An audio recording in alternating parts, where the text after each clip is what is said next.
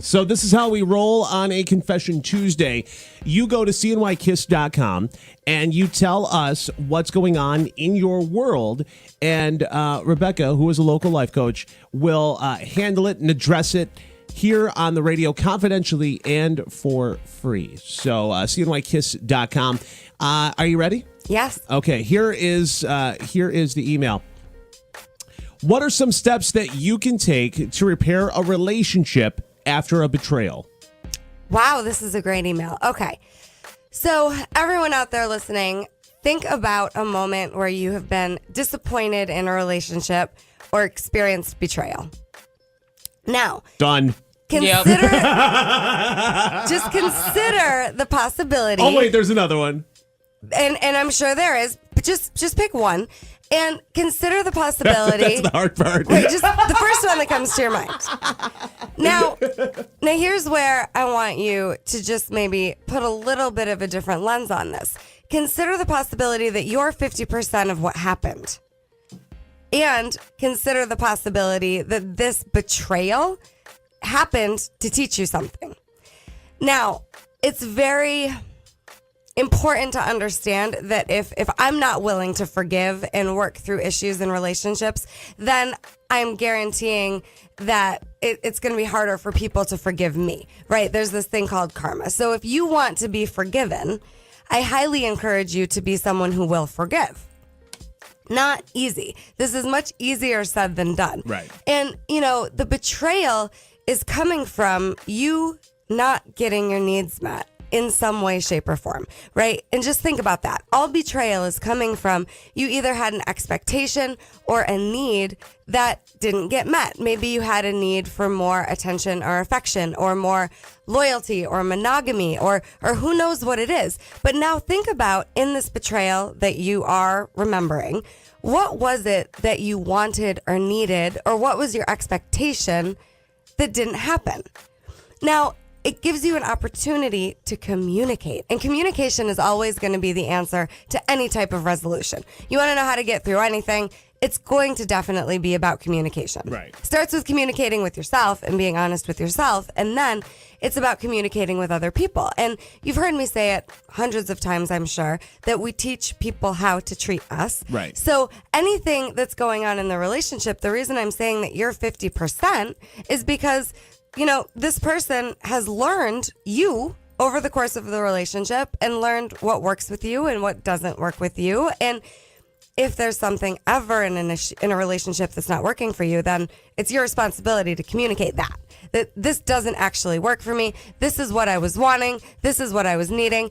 And then don't forget, it's so important to talk about how you're feeling. If you're angry, let them know. I'm feeling angry. Sad, I'm feeling sad. Scared, I'm feeling scared. Whatever it is. I'm feeling frustrated. I'm feeling betrayed. Because the other piece of this is that the other person, just consider the possibility that they may be innocent. They may not have intentionally tried to hurt you. They might not even understand that you're feeling betrayal, right? Like maybe it's something as simple as, I said I would go on this date with you and then something else came up. I had to change the plans to a different day. Someone might feel betrayed by that.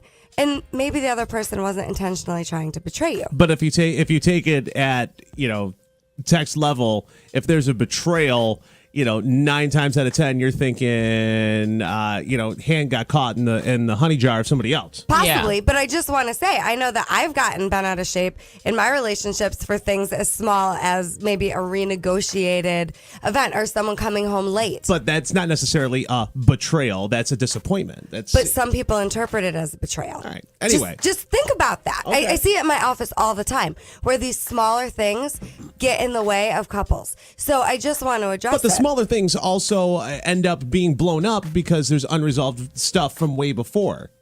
9 times out of 10. Potentially, but these smaller things, in my experience, are really the root issues that then show up bigger if those smaller ones never got addressed. Okay. So just consider that it doesn't matter, right? I like to say you can't be a little bit pregnant, right? Either you're pregnant or you're not pregnant. So either in the relationship you have an issue or you don't. Let's not try to make it that, some issues are bigger or worse. If there's an issue, it's like poison in your relationship. Okay. So deal with it.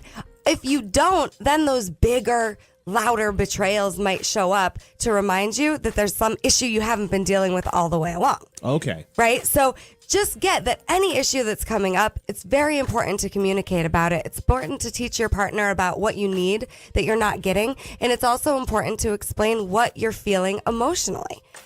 So it's about communication at this point. Absolutely. Steps And you can then- take to repair a relationship after a betrayal. And consider that your partner's on your side. That's what I mean about what if they're not intentionally trying to hurt you? What if this is just the best they know how to do in the moment, and maybe they need a little help learning how to work with you better? And we have this all the time. Two people come to a relationship, they're used to being independent, and then now you have to figure out how to relate to each other, make decisions together, run a life together.